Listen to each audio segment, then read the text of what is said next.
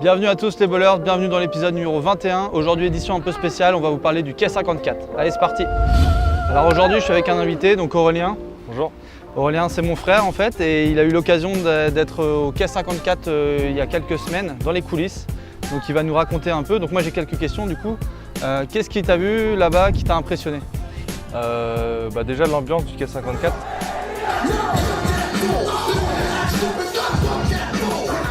Cette année ça se passait à Pelouse de Reuilly, dans un cadre qui était différent des autres années où ça se passait plutôt dans le centre de Paris. Et quand on arrive au quai 54, forcément il y a la structure du quai. Et quand on rentre entre guillemets dans l'enceinte, le parquet, voilà, on est directement dans l'ambiance avec les couleurs du quai 54, le rouge et le bleu et plus le noir pour cette année. Et puis voilà, c'est l'ambiance, tout ce qui va autour, c'est assez impressionnant. Le quai 54 c'est du basket, de l'ambiance, c'est très hip-hop, c'est ambiance urbaine, street culture. Qu'est-ce que toi t'as retenu niveau basket? Niveau basket, ce que j'ai retenu principalement c'est Evan Fournier, qui est un joueur NBA qui joue à quai 54, c'est assez inédit.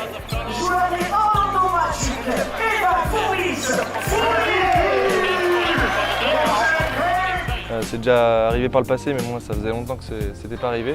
Et son équipe principalement, l'équipe Yard la relève, avec notamment Andrew Albici qui est sans doute le joueur avec Evan Fournier qui m'a le plus impressionné. Et donc du coup, Evan Fournier, joueur NBA qui joue avec des joueurs de Pro A, Pro B, N1, N2. Comment il s'est retrouvé là-dedans? Est-ce que tu voyais qu'il était vraiment au-dessus? Est-ce qu'il jouait en dilettante entre guillemets?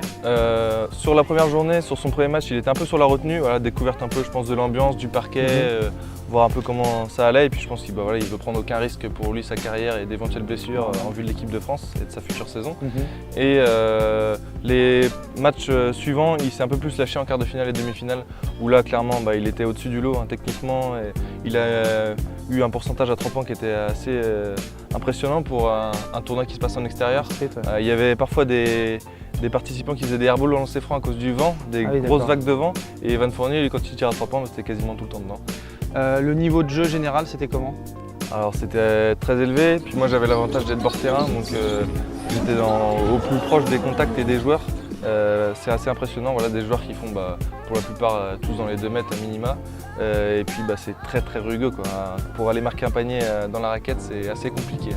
Au niveau show, il y a eu pas mal d'artistes français le samedi et le dimanche, notamment des artistes de street culture style Sadek, Dossé, MHD.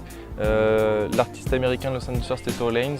Voilà, donc il y avait pas mal de monde. Il devait y avoir Young Thug, mais malheureusement il n'est pas venu à cause de la pluie qui est intervenue sur le quai le dimanche en fin de journée. Mais voilà, pas mal de shows de qualité. De qualité, ok. Et au niveau, parce qu'on est quand même là aussi pour parler chaussures et sneakers, qu'est-ce que tu as vu durant ces 2 jours au pied des joueurs? Les joueurs principalement forcément portaient des Jordan avec la Jordan 31 en basse et en haute. Alors on savait qu'il y avait la Jordan 31 en basse avec celle qui était présente en magasin, mais pas à la haute, donc c'était une petite surprise.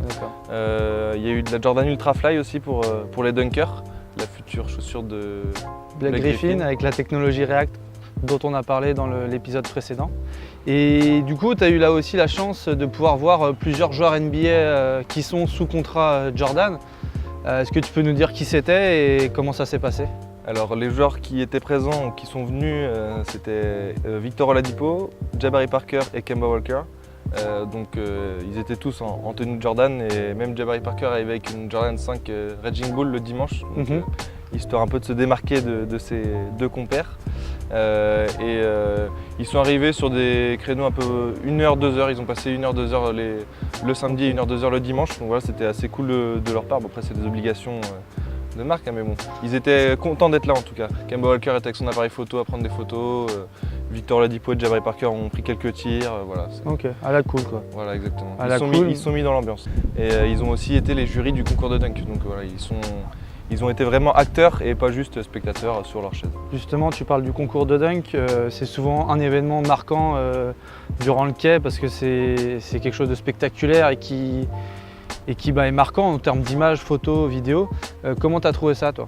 Le concours était plutôt d'un bon niveau. J'ai déjà eu l'occasion de voir des dunkers, mais là c'est vrai que c'était quand même impressionnant de les voir où c'est un concours, donc ils ont un nombre de tentatives limité, ils doivent impressionner directement. Le seul regret que je pourrais avoir, c'est que je pensais qu'il allait y avoir une finale ensuite, avec les participants qui allaient avoir les 2 plus gros nombres de points. Et au final, elle n'a pas eu lieu. Le vainqueur était décidé au bout des 4 dunks de chaque participant. Voilà, celui qui a gagné, l'Ukrainien Miller, son pseudo Miller, il mérite largement la victoire. Mais une finale Lipek Miller aurait vraiment été intéressante. Du coup, tu as passé ton week-end au bord terrain, tu avais ton appareil photo, tu as pris des photos, des vidéos. Si tu avais un top 3 de photos que tu devais retenir que tu as prises durant ce week-end, ce serait quoi? La première, ce serait une image de basket avec Johan Passac-Dutheil qui met un contre, un attaquant adverse. C'est un plan large et quand je l'ai eu, j'étais assez content d'avoir cette image-là. La seconde image, je dirais que c'est photographier Evan Fournier en train de jouer. Quand photographier un joueur NBA, pour moi, en tout cas, c'est pas tous les jours. Voilà, ça faisait plaisir.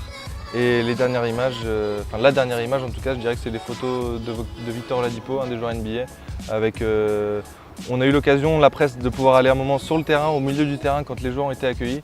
Et ça a permis de faire des photos qui étaient plutôt sympas, quoi. Donc les photos que vous avez pu voir durant ce Cool Kicks ont été toutes prises par Aurélien. Les vidéos également. Donc voilà, c'est vrai que c'est quelque chose d'assez intéressant de pouvoir être bord terrain, voir l'intensité, vivre un moment comme ça.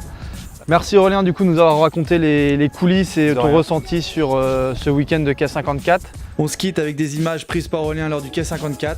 On se donne rendez-vous le mois prochain avec Damien qui sera de retour. Il est en train de nous préparer des présentations de chaussures pour la rentrée.